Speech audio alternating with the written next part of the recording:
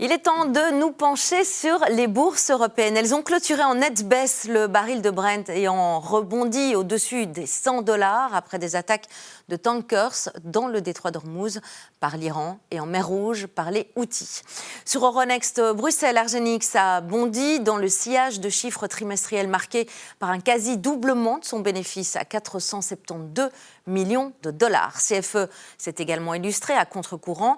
Umicore a au contraire été délaissé ce jeudi, tout comme Agfa, hors indice. Le contexte géopolitique qu'on vient d'évoquer continue à se tendre avec ce baril qui se rapproche des $100. Ça commence à inquiéter bien sûr les investisseurs. Ils étaient aussi focalisés sur les résultats d'Alphabet publiés hier soir après la clôture de Wall Street. On en parle avec notre experte Delphine Waix. Bonsoir Delphine. Bonsoir Fanny. Alors pourquoi est-ce qu'ils étaient si attendus ces résultats ? Alors oui, ils étaient particulièrement attendus. Alors comme vous le savez, depuis l'arrivée de ChatGPT en fin 2022, les géants technologiques ont vraiment porté les marchés grâce à ces investissements massifs dans l'intelligence artificielle. À eux seuls, ils devraient investir plus de 700 milliards de dollars cette année, que ce soit en data center, en puces ou encore en infrastructure. Et sur ces 700 milliards, 190 milliards devraient être déployés par Alphabet. Mais cette année, le regard des marchés a vraiment changé. Ils ne veulent plus uniquement avoir des investissements records, ils veulent la preuve que ces dépenses créent de la valeur. Alphabet était la première des hyperscalers à publier. Donc, c'était un véritable test pour l'ensemble du secteur. Delphine, qu'est-ce qu'il faut retenir de cette publication ? Alors, globalement, c'était une publication très solide. Il y a vraiment deux éléments à retenir. Alors, la première chose, c'est qu'Alphabet a une nouvelle fois relevé ses dépenses d'investissement. Le groupe prévoit désormais 195 à 205 milliards.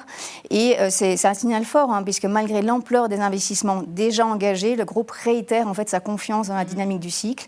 Aussi, l'autre élément qu'il faut vraiment retenir, c'est que ces investissements commencent finalement à porter leurs fruits. Si on regarde Google Cloud, on voit que ça accélère encore avec une croissance de 82% sur un an. Sur un an, oui. Donc c'est probablement le chiffre le plus marquant et ça montre que la demande en IA est vraiment au rendez-vous. Mais justement, pourquoi cette croissance d'iCloud, elle est si importante ? Alors, c'est vrai que l'activité cloud des big tech est vraiment importante parce que c'est vraiment aujourd'hui le véritable baromètre de cette demande en intelligence artificielle. Alors, concrètement, les entreprises louent de la puissance de calcul, que ce soit Google Cloud, que ce soit Azure de Microsoft ou AWS de Amazon, pour simplement développer et faire tourner leurs applications en intelligence artificielle. Et avec le développement des agents en IA, ces besoins augmentent fortement. On sait que ces agents exécutent des tâches de plus en plus complexes qui nécessitent de plus en plus de capacité, de puissance de calcul. Donc, plus le cloud progresse, plus cela confirme en fait que ces nouvelles capacités installées sont utilisées et monétisées.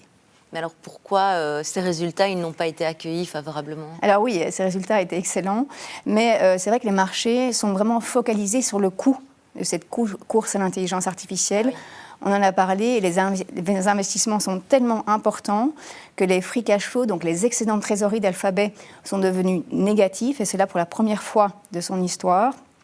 Et dans un contexte où on a vraiment ce risque qu'on ait des nouvelles hausses de taux de la part des banques centrales, les investisseurs continuent à réévaluer Alphabet, plus largement les hyperscalers, puisque leur profil change, leur modèle change et est devenu beaucoup plus intensif en capital. Eh bien, on y revient justement sur ces banques centrales. La Banque centrale européenne qui s'est réunie aujourd'hui. Pas vraiment de changement dans le discours de Christine Lagarde. On a eu d'ailleurs un sujet consacré dans le journal. Ça confirme les anticipations du marché ? Alors oui, sans surprise, la BCE n'a pas modifié ses taux. Christine Lagarde s'est montrée très prudente. Elle a confirmé en fait son approche data dependent, c'est-à-dire qu'elle va ajuster sa politique monétaire en fonction des données publiées et surtout elle a validé globalement les attentes des marchés. Donc depuis le regain des tensions au Moyen-Orient, les investisseurs avaient vraiment revu leurs perspectives de taux en Europe. Début juillet, ils ne tablaient que sur une demi-hausse supplémentaire pour cette année. Ils en attendent désormais près de 2, avec une première qui devra arriver en septembre. Alors aux États-Unis, en fait, on a vraiment un mouvement qui suit la même direction, avec une moindre ampleur, puisqu'on sait que cette économie est moins sensible, on va dire, à une hausse des prix énergétiques. Alors, on va peut-être conclure. Delphine, qu'est-ce qu'on peut conclure de tout ça? Alors, on peut conclure que l'IA continue vraiment de délivrer. Ça reste vraiment le moteur des marchés. Mais pour que les marchés continuent leur progression, il faut un apaisement des tensions géopolitiques pour permettre justement une détente des prix énergétiques et, in fine, des taux réels.